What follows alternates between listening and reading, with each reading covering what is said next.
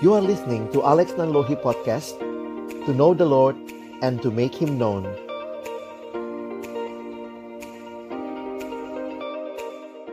Bapa di dalam surga, kami datang dalam ucapan syukur di hari perhentian yang Kau berikan kepada kami. Terima kasih kalau sungguh Tuhan Engkau baik dan menyatakan kebaikan-Mu di dalam kehidupan kami. Hari ini kami datang dengan hati yang penuh ucapan syukur, hati yang mengarah kepadamu. Kami berterima kasih untuk berkat-berkat yang sudah Tuhan nyatakan di dalam sepanjang kehidupan kami. Secara khusus minggu yang baru saja kami lalui. Dan kami pun rindu ya Tuhan, hari ini boleh kembali disegarkan melalui kebenaran firman-Mu. Kami berdoa biarlah firman yang akan kami baca dan renungkan kembali boleh membawa kami untuk hidup hanya bagi Tuhan. Kami percaya firman-Mu firman yang kudus dan yang menguduskan hidup kami. Firman-Mu adalah firman yang hidup dan menghidupkan kerohanian kami yang mati. Firman-Mu adalah firman yang tidak berubah, tapi firman yang kami percaya sanggup mengubah kehidupan kami. Itu yang kami rindukan jadi bagian dari setiap kami yang hadir pada hari ini. Karena itu ya Tuhan, kami menyerahkan waktu ke depan. Tuhan yang kiranya boleh menyatakan kehendak-Mu di dalam firman yang Kau akan sampaikan. Berkati hamba-Mu dan kami semua, tolong kami pada akhirnya bukan cuma jadi pendengar-pendengar firman yang setia, tapi mampukan dengan kuasa dan pertolongan dari Roh-Mu yang kudus, kami dimampukan jadi pelaku-pelaku firman-Mu di dalam hidup dan keseharian kami. Bersabdalah ya Tuhan, kami umat-Mu sedia mendengarnya. Dalam satu nama yang kudus dan berkuasa, nama Tuhan kami Yesus Kristus, kami menyerahkan pemberitaan firman-Mu. Amin. Silakan duduk. Shalom. Selamat pagi Bapak Ibu sekalian yang dikasihi dalam Tuhan Yesus Kristus.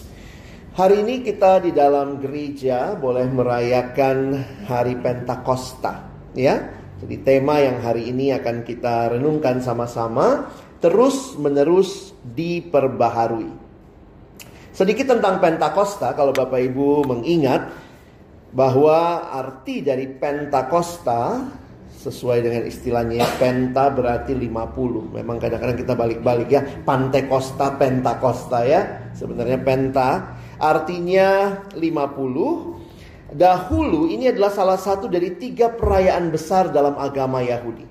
Jadi kalau kita perhatikan, dikenal sebagai hari raya 7 minggu dalam perjanjian lama. Jadi Pentakosta dirayakan 50 hari setelah panen gandum dimulai. Jadi hari yang dikhususkan untuk mengucap syukur kepada Allah atas panen yang sudah selesai. Di beberapa gereja biasanya kalau hari Pentakosta banyak ini ya, taruh hasil-hasil bumi, buah-buahan begitu. Itu mengingat akan hal itu. Tapi kemudian di dalam sejarahnya juga, di kemudian hari Pentakosta dirayakan juga untuk memperingati pemberian hukum Allah. Ketika hukum Allah diberikan ini kepada Musa di Gunung Sinai, dan perayaan ini tentang bahwa Allah memenuhi janjinya. Ini bicara penggenapan dan juga sesuatu yang telah selesai.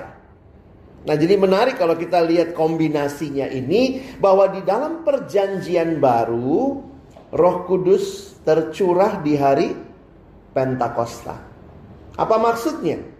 Saya mengutip sebuah kalimat yang mengatakan sungguh tepat. Roh Kudus dicurahkan atas gereja pada hari raya Pentakosta ini. Kedatangan Roh Kudus adalah bukti nyata bahwa Kristus telah bangkit dan naik ke surga dan duduk di sebelah kanan Allah Bapa. Jadi kalau kita perhatikan, itu menyatakan bahwa pekerjaan Kristus telah selesai. Jadi kalau Bapak Ibu memperhatikan, mengapa kita merayakan Pentakosta sekarang? Tentu kita tidak merayakannya seperti di perjanjian lama. Kita merayakannya dalam kaitan bahwa Roh Kudus tercurah, itu menandakan pekerjaan Kristus sudah selesai. Nah, apa yang terjadi ketika Roh Kudus boleh dicurahkan bagi jemaat? Bagaimana kehadiran Roh Kudus di dalam kehidupan kita? Nah, itu yang akan kita renungkan pagi ini, ya. Sama-sama kita akan membaca Yehezkiel 36 ayat 25 sampai 27.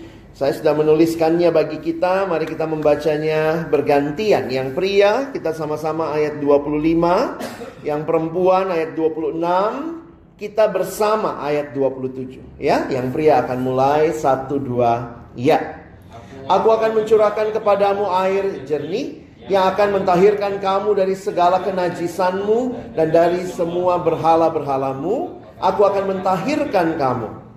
Kamu akan kuberikan hati yang baru dan roh yang baru di dalam batinmu, dan aku akan menjauhkan dari tubuhmu hati yang keras dan kuberikan padamu hati yang sama-sama. Rohku akan kuberikan diam di dalam batinmu, dan aku akan membuat kamu hidup menurut segala ketetapanku dan tetap berpegang pada peraturan-peraturanku dan melakukannya. Sedemikian jauh pembacaan firman Tuhan. Biarlah kita yang berbahagia, yang bukan hanya membacanya tapi merenungkannya, melakukan dalam hidup kita dan bahkan membagikannya. Menarik sekali memperhatikan janji Allah ini. Karena ini kitab Yehezkiel di perjanjian lama. Ini janji yang Allah berikan. Dan apa yang menjadi hal yang menarik, perhatikan kalau Bapak Ibu memperhatikan, melihat ayat 26 misalnya ya. Kamu akan kuberikan hati yang baru. Di dalam Alkitab pembaharuan dimulai dari hati. Jadi kalau hari ini kita bicara terus menerus diperbaharui, maka ingat ini bicara juga masalah hati. Memang ada kalimat dalam bahasa Inggris bilang begini ya, hati itu penting banget. What is the heart of the problem? The heart of the problem is the problem of the heart. Apa sih yang jadi masalah utamanya? Ya masalah hati ini. Makanya di dalam perjanjian lama buat orang Yahudi, hati itu pusat kehidupan. Amsal pasal 4 ayat 23 mengatakan, jagalah hatimu dengan segala kewaspadaan, karena dari situlah terpancar kehidupan. Jadi memang kalau kita memperhatikan apa sih yang terjadi dengan hati kita, kalau itulah pusat dan sumber kehidupan, maka kalau ada hidup yang berdosa, masalahnya bukan cuma di kelakuannya, tapi hatinya seperti apa. Makanya kalau kita memperhatikan di dalam realita kehidupan ini, hati jadi penting, termasuk pembaharuan yang harusnya dimulai dari hati. Hati sudah jatuh dalam dosa, maka hidup dalam dosa menjadi bagian manusia. Nah, yang menjadi hal menarik saudara begini ya. Manusia begitu mudah menyalahkan berbagai hal di sekitarnya sebagai alasan mengapa dirinya melakukan dosa. Misalnya saya beberapa kali melayani anak remaja, pemuda. Kenapa kamu ikut pornografi? Habis semua temanku porno sih kak.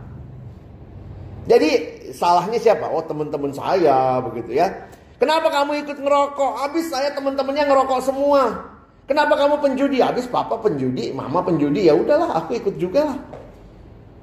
Jadi selalu yang ditunjuk adalah di luar dirinya. Tapi kalau kita memperhatikan, masalah utama manusia berdosa bukan dari luar dirinya, tapi dari dalam dirinya. Dan analisa ini siapa yang ngasih saudara? Menarik sekali sebenarnya kalau kita membaca di dalam Alkitab, Yesus sendiri bicara soal hati ini. Coba kita lihat ayat ini ya. Saya waktu baca pertama kali juga agak kaget ya. Oh begitu toh analisa Yesus terhadap kondisi dosa manusia. Coba kita baca sama-sama. Matius 15 ayat 18 dan 19. 1, 2 ya. Tetapi apa yang keluar dari mulut berasal dari hati, dan itulah yang menajiskan orang. Karena dari hati timbul segala pikiran jahat, pembunuhan, perzinahan, percabulan, pencurian, sumpah palsu, dan hujat. Coba kalau kita wawancara Yesus ya. Kenapa orang itu membunuh Yesus? Misalnya, Yesus kenapa sih orang itu membunuh? Kita kan sekarang kalau nonton berita, iya habis karena mungkin istrinya selingkuh, suaminya marah, dibunuhlah begitu ya. Selalu alasannya di luar dirinya. Tapi ketika Yesus berkata kepada murid-muridnya, hati nih masalahnya. Dari mana muncul pikiran jahat? Hati. Dari mana muncul pembunuhan? Hati. Dari mana muncul perzinahan? Hati. Kita nggak bisa menyalahkan, habis dia sih pakaian seksi-seksi jadi saya tergoda. Salahnya dia. Tapi Alkitab mengatakan dan Yesus menganalisa masalah utamanya adalah masalah hati. Jadi Bapak Ibu bisa membayangkan kalau hati tidak dibereskan, kalau hati tidak dibaharui terus-menerus, apa yang terjadi? Maka yang terjadi adalah ya sudah, tidak ada hidup yang baik. Maka pertanyaannya adalah, adakah harapan untuk pembaharuan hati ini? Adakah harapan untuk pembaharuan hati ini? Nah, ternyata itulah yang kita baca tadi di dalam Yehezkiel 36. Bagaimana terjadinya pembaharuan hati ini? Apakah yang terjadi? Maka perhatikan Bapak Ibu sekalian, di dalam ayat-ayat yang kita baca tadi, saya sengaja bikin warnanya berbeda. Saudara perhatikan, ada 3 hal yang menarik. Tuhan berkata dia akan mencurahkan air jernih. Air melambangkan pembasuhan, pentahiran, pemurnian, penyucian. Yang kedua, Tuhan akan kasih, apa itu? Hati yang baru dan roh yang baru. Dan yang ketiga, rohku akan kuberikan diam di dalam batinmu. Jadi saudara, mari perhatikan bagaimana pembaharuan hati ini sesuai dengan tema hari ini terjadi di dalam kehidupan kita. Nah, kita lihat sebentar. Kenapa ayat-ayat ini muncul di Yehezkiel 36? Yehezkiel 36 berada dalam bagian yang lebih luas dari kitab Yehezkiel. Kalau Bapak Ibu membaca kitab Yehezkiel itu ada 2 bagian lah. Satu bagian tentang pembuangan, di situ banyak diingatkan dosa mereka, hukuman Allah. Tetapi ada bagian yang lebih belakang yang menggambarkan di tengah situasi yang sulit itu, Allah memberikan keselamatan. Allah memberikan pengharapan. Jadi ayat-ayat yang kita baca tadi, kalau kita nanti lihat Yehezkiel 36 di Alkitab cetak, itu judulnya Pembaharuan Israel. Jadi ini menggambarkan ada pemulihan dan harapan bagi bangsa Israel setelah mereka kembali dari pembuangan di Babel. Jadi di tengah-tengah hukuman Allah, ingat, hukuman Allah bukanlah hukuman menghancurkan, tetapi hukuman Allah adalah memurnikan umatnya. Karena itu di dalam Yehezkiel 36 ini kita melihat Tuhan yang berjanji. Janjinya apa? Dia akan membersihkan bangsa Israel dari dosa mereka. Dia akan memulihkan mereka. Dan kalau kita baca seluruh Yehezkiel 36, konteksnya bukan hanya pemulihan di luar fisik, tetapi pemulihan di luar itu pun terjadi mulai dari pemulihan di dalam batin. Jadi mari kita lihat kehidupan kita ya saat ini. Waktu kita bicara, begitu mengerikannya dunia ini, begitu banyaknya hal-hal yang tidak sesuai kehendak Tuhan. Kita bertanya, Tuhan bagaimana pemulihan ini? Maka Alkitab memberi jawaban seperti Tuhan menjawab umat Israel. Di tengah situasimu yang ada di pembuangan yang begitu sulit, tapi Tuhan menjanjikan ada harapan.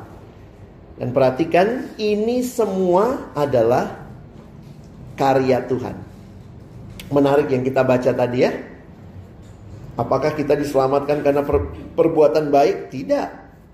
Nggak ada dari kita yang bisa selamat karena perbuatan baik. Tadi kita sudah baca bergantian.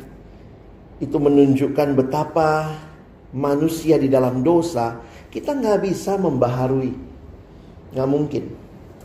Pembaharuan bagi kita datangnya dari Tuhan. Kalau Bapak Ibu perhatikan, semua kalimat yang kita baca tadi, aku, kata Tuhan, akan mencurahkan air jernih. Aku akan memberikan, aku. Jadi Tuhan yang akan bertindak. Tuhan akan menyucikan mereka dengan air jernih tadi. Tuhan akan memberikan hati baru dan roh yang baru. Dan Tuhan akan menempatkan rohnya di dalam mereka. Dan apa tujuannya? Dengan hati baru, roh yang baru, mereka akan hidup taat sesuai dengan petunjuk peraturan Tuhan. Jadi dunia yang berdosa ini tidak punya pengharapan dari dunia, tapi ada pengharapan dari Allah. Karena itu kita bisa berkata ada hidup yang baru, a new life, a new beginning. Dan apa yang terjadi dengan hal itu? Lihat, hatinya Tuhan pulihkan. Bukan cuma Tuhan pulihkan, saudara ya, Tuhan ganti. Bagi saya ini menarik ya. Kalau sekarang nonton film atau mungkin banyak drama Korea gitu ya, yang tentang dokter-dokter, ada transplantasi hati. Kayaknya begitu luar biasa ya, hati dalam arti jantung ya, heart ya. Maka saya mengatakan ya, ini hanya mungkin dilakukan oleh Tuhan. Apa yang dia lakukan?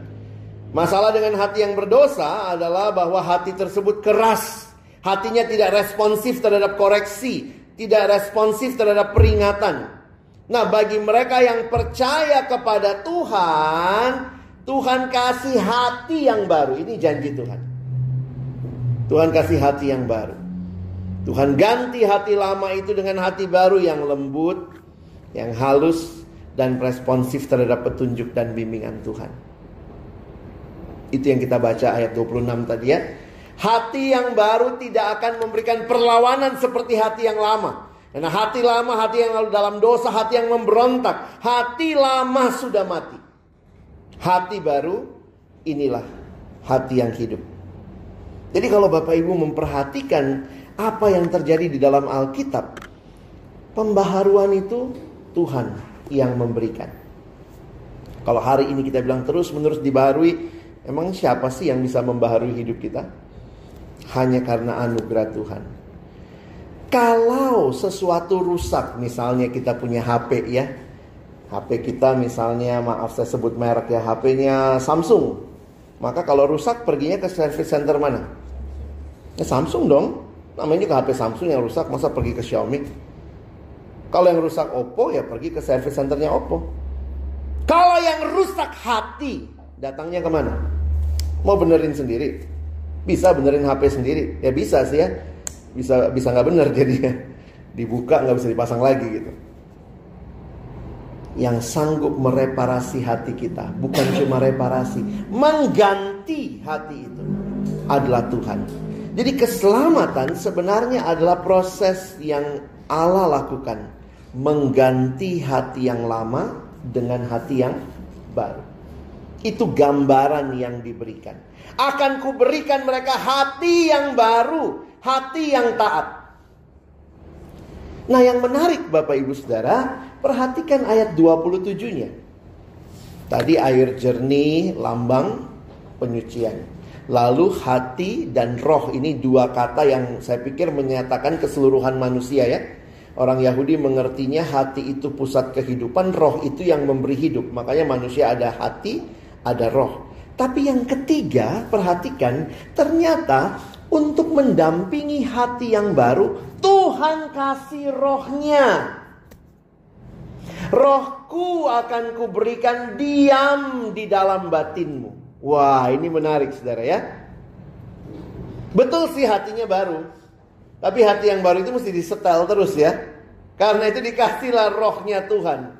Dan kapan itu terjadi? Saya pikir Pentakosta menjadi penggenapannya. Tuhan kasih hati yang baru, tapi dia kasih rohnya bagi kita. Menarik sekali Bapak Ibu Saudara, kalau kita belajar perjanjian lama.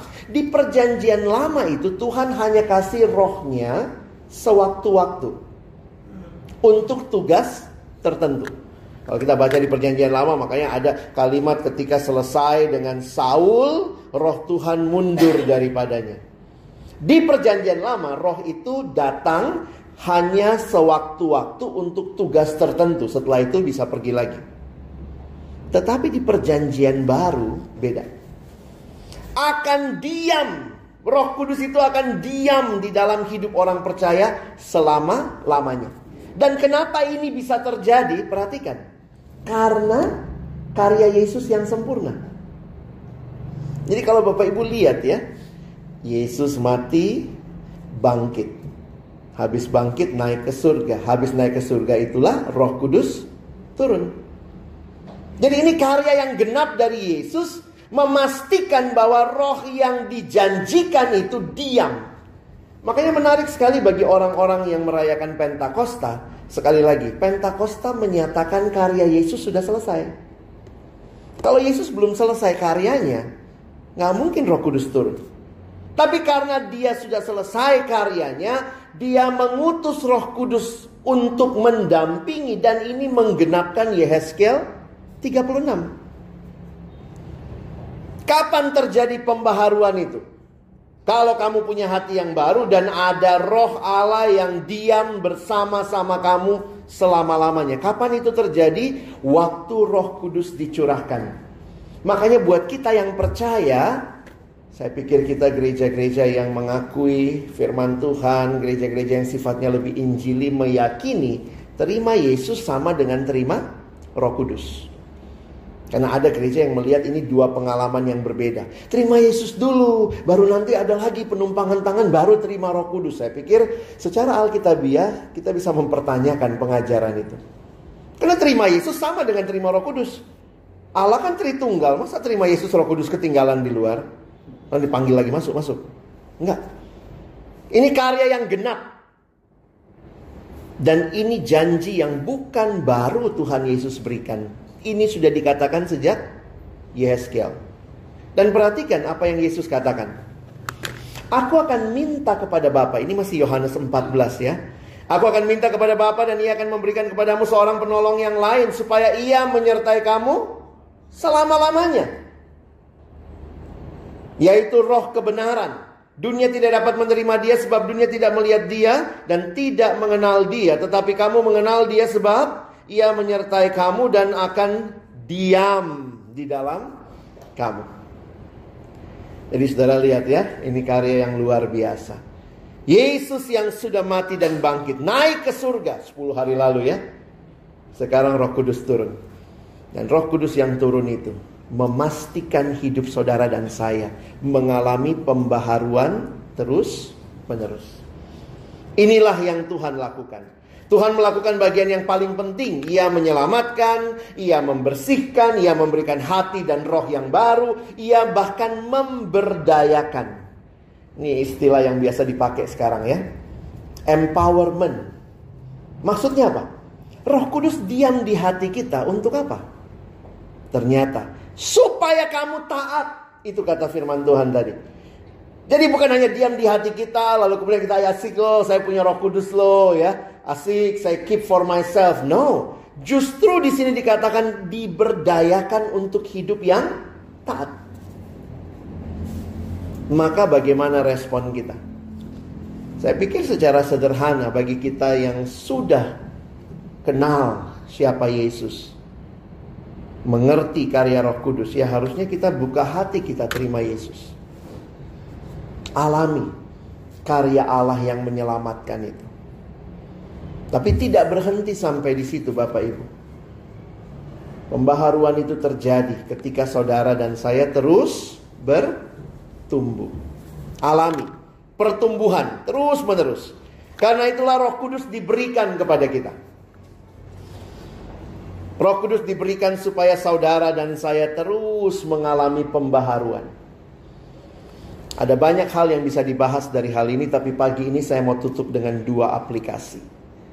Kalau Roh Kudus hadir di hidup orang percaya, apa sih yang dia lakukan bagi kita? Yang pertama, Roh Kudus itu memberi kuasa untuk berubah. Pembaharuan itu terjadi ketika ada perubahan kan? Dulu sangat cinta dosa, sekarang cinta kebenaran. Maka ini perubahan. Roh Kudus diberikan untuk membawa kita hidup berubah. Ini yang pertama. Yang kedua, Roh Kudus memberikan kita kuasa untuk bersaksi. Kita lihat satu-satu ya. Yang pertama dulu, Roh Kudus memberikan kuasa untuk hidup berubah. Apa artinya hidup berubah? Sederhananya ini, hidup yang makin serupa dengan Kristus. Jadi jangan ngomong punya Roh Kudus gitu ya. Karena bagi saya kadang-kadang orang bicara sekarang, wah ada Roh Kudus nih, dipenuhi Roh Kudus. Hanya karena dia bisa bahasa roh lah, bisa apalah, hal-hal spektakuler. Secara sederhana, hidup yang dipimpin roh, itulah hidup yang menyatakan Kristus. Coba lihat ayat ini ya, kita baca sama-sama Galatia 5 ayat 16, 17 dan 18. Maksudku ialah, hiduplah oleh roh, maka kamu tidak akan menuruti keinginan daging. Sebab keinginan daging berlawanan dengan keinginan roh, dan keinginan roh berlawanan dengan keinginan daging. Karena keduanya bertentangan, sehingga kamu setiap kali tidak melakukan apa yang kamu kehendaki. Akan tetapi jikalau kamu memberi dirimu dipimpin oleh roh, maka kamu tidak hidup di bawah hukum Taurat. Perhatikan kata-katanya. Hiduplah oleh roh, hiduplah dipimpin oleh roh. Dan apa bentuk nyatanya? Ya berarti kita makin hari makin mirip Kristus. Itu yang harusnya terjadi dalam hidup kita. Saya suka mikir gitu Bapak Ibu ya. Ada nggak ya, ini coba pikir ya. Ada nggak ya orang tua yang ingin sekali anaknya makin hari makin mirip tetangga? Ada? Bapak Ibu kalau pulang memuji anaknya, papa bangga sekali nak, lihat matamu mirip tante di seberang jalan. Saya langsung bingung, ini anak siapa ya? Lihat kupingmu, mirip AI itu yang suka lewat jual bakpao. Kita rindu anak kita mirip kita. Kalau kita ada Roh Kudus, harusnya kita hidupnya makin kudus, iya kan? Mirip siapa? Mirip Yesus. Wah dia makin liar pak. Oh mungkin roh kuda itu. Kalau Roh Kudus ya makin kudus. Wah dia makin gak benar hidupnya. Jangan-jangan Roh Kudus saudara ya. Pertanyaannya adalah apakah hidup kita telah dipimpin oleh Roh Kudus dan menghasilkan apa yang terjadi. Perhatikan Galatia melanjutkan buah roh. Buah roh ialah kasih, sukacita, damai sejahtera. Ini semua kan hidup mirip Yesus nih. Bahkan menarik sekali Alkitab mengatakan buah roh. Kenapa Paulus pakai istilah buah? Seorang penafsir coba menjelaskan kenapa Paulus pakai istilah buah. Untuk daging dia pakai istilah perbuatan daging. Tapi untuk roh dia pakai istilah buah roh. Kenapa bukan perbuatan roh? Atau kenapa gak dibilang buah daging? Enggak ya. Daging dia pakai istilah perbuatan, roh dia pakai istilah buah. Karena mau menunjukkan ini bukan buah kita, tapi ini buah kehadiran Roh Kudus yang membaharui. Kalau saudara sudah terima Yesus, saudara ada Roh Kudus dalam hati, maka Roh Kudus itu akan menolong kita menghasilkan buah.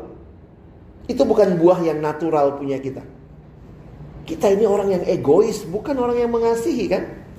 Loh, kok saya bisa mengasihi? Ketika saya sudah kenal Tuhan, saya hidup di dalam Dia, saya baca firman-Nya, makin hari makin kudus. Loh, sekarang saya mulai bisa mengasihi. Dulu kita sangat dendam, sekarang mulai bisa mengampuni. Itu buahnya siapa? Jangan bilang itu buah saudara. Itu buah kehadiran Roh Kudus dalam hidup kita. Jadi buah roh itu membawa kita hidup serupa dengan Kristus. Ini pekerjaan Roh Kudus. Pembaharuannya terjadi. Ada yang bilang gini, sejak ke gereja kamu udah mulai berubah ya. Dulu suka marah-marah, sekarang lebih banyak memberi nasihat. Wah, kadang kita pikir, wah siapa dulu saya? Harusnya saudara ingat ya, ini hanya karena kehadiran Roh Kudus. Saya cerita satu cerita mungkin bisa nolong saudara bisa ngerti lebih jauh ya. Menjelang pernikahan kan ada bimbingan pranikah. Waktu itu saya dengan pendeta, waktu mau menjelang menikah, pendeta saya tahu saya hamba Tuhan ya. Ya dia bilang udah banyak tahu ayat-ayat kan, iya pak gitu ya. Lalu kemudian dia bilang coba dulu, dia tanya sama saya, Alex, apakah kau mengasihi calon istrimu ya? Di depan orang tua, waktu itu ada orang tua, ada istri istri saya sekarang. Kau mengasihi dia?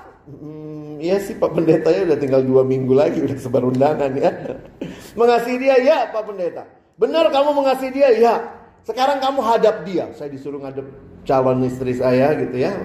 Lalu kemudian dia suruh baca ya 1 Korintus 13. Lalu saya mulai baca, kasih itu sabar, kasih itu lemah lembut, kasih itu murah hati, kasih itu tidak mementingkan diri. Wah, saya baca semua itu ya. Habis saya baca, itu kasih. Betul Alex, kamu mengasihi? Iya Pak Pendeta. Sekarang baca lagi. Hah, sudah baca tadi, baca lagi. Tapi sekarang ganti pakai namamu. Hadap istrimu, calonmu. Lalu saya mulai baca. Alex itu sabar. Alex itu lemah lembut. Bukan gua banget tuh. Alex itu tidak mementingkan diri. Saudara bisa nangkep? Kita naturalnya bukan orang yang bisa mengasihi. Kalau sampai saya bisa mengasihi, itu bukan buah saya. Itu karena saya mengalami karya Allah yang membaharui hidupku. Roh menolong kita. Bagaimana caranya supaya buah roh ini muncul? Ya tadi, hiduplah oleh roh. Jangan ikutin keinginan daging. Makanya kita bersyukur firman Tuhan itu pelita bagi kaki kita. Pembaharuan itu terjadi ketika Roh Kudus ada, firman ada komunitas yang saling mengingatkan, saling mendukung. Ya. Jadi ingat, bukti kehadiran Roh Kudus bukan melulu bicara bahasa roh, bisa gelepar-gelepar dalam roh. Aneh-aneh itu ya. Tapi saya katakan bukti kehadiran Roh Kudus. Kamu makin mirip siapa? Makin mirip Kristus? Ya, itu bukti. Roh Kudus memimpin kamu hidup menghasilkan buah roh. Yang kedua apa? Roh Kudus memimpin kita bersaksi. Kadang-kadang kita lupa ya. Beberapa orang kalau udah bicara karunia roh Kudus dia pikir untuk dirinya. Aku dapat roh, aku bisa bahasa roh. Ya aku. Roh Kudus itu roh yang bersaksi. Perhatikan ayat ini. Yesus sendiri mengatakan, kita baca ya. Yohanes 15, 26, 27. 1-2 ya. Jikalau penghibur yang akan kuutus dari Bapa datang, yaitu roh kebenaran yang keluar dari Bapa, ia akan bersaksi tentang aku. Tetapi kamu juga harus bersaksi, karena kamu dari semula bersama-sama dengan aku. Jadi kalau kita sudah mengalami karya Roh Kudus, tidak bisa tidak. Kita yang mengalami karya itu, mengalami perubahan akan bersaksi. Dan itu menjadi hal yang penting. Saya tidak tahu apakah saudara sudah ada dalam keluarga yang sudah kenal Tuhan atau belum. Apakah kita punya teman-teman, rekan-rekan kita di pekerjaan, di studi, bahkan di keluarga kita ya. Apakah kita menjadi kesaksian bagi mereka? Roh Kudus bukan roh yang individual. Dia dicurahkan vertikal supaya kita bersaksi horizontal. Jadi ingat Kisah Rasul 1 ayat 8. Tetapi kamu akan menerima kuasa. Weh, kita senang banget kalau dapat kuasa ya. Weh, dapat kuasa. Kalau Roh Kudus turun ke atas kamu. Asik, Roh Kudus turun, saya punya kuasa. Tapi itu bukan kuasa aneh-aneh saudara. Kuasa itu untuk saudara dan saya, kamu akan jadi saksiku di Yerusalem, Yudea, Samaria sampai ke ujung bumi. Roh Kudus memimpin kita hidup makin kudus, hidup makin serupa Yesus. Tapi Roh Kudus juga memimpin kita untuk menyaksikan Yesus bagi dunia. Jadi bagi saya kalau disimpulkan menarik ya. Roh Kudus membuat kita makin kenal Yesus, makin serupa Yesus. Tetapi Roh Kudus juga memberikan kita kemampuan untuk memperkenalkan Yesus. Dalam bahasa Inggris kesimpulannya menarik ya. Holy Spirit empowers us to know God and to make Him known. Mengenal Allah dan memperkenalkannya. Kiranya hari ini kita yang merayakan Pentakosta mengalami pembaharuan itu. Karena rohnya diam di dalam hati kita. Kita makin serupa Yesus, makin mengenal Dia. Tapi kemudian kita makin memperkenalkan Dia. Kiranya Tuhan menolong kita jadi pelaku firman. Amin. Mari berdoa. Bapa di dalam surga, terima kasih banyak buat firman-Mu. Biarlah setiap kami yang hari ini kembali melihat karya yang genap dari Kristus, sehingga Roh Kudus turun dan diam di hati kami. Kami terus mengalami pembaharuan, dan hati kami boleh menjadi hati yang terus diarahkan kepada Tuhan, sehingga menghasilkan hidup yang mengenal Tuhan dan bahkan memperkenalkan Tuhan. Ada banyak saudara-saudara kami di luar sana belum kenal Yesus. Kiranya kami yang sudah mengenal-Mu boleh juga menyaksikan tentang Kristus bagi mereka. Terima kasih, kami bersyukur dalam nama Yesus kami sudah berdoa. Amin.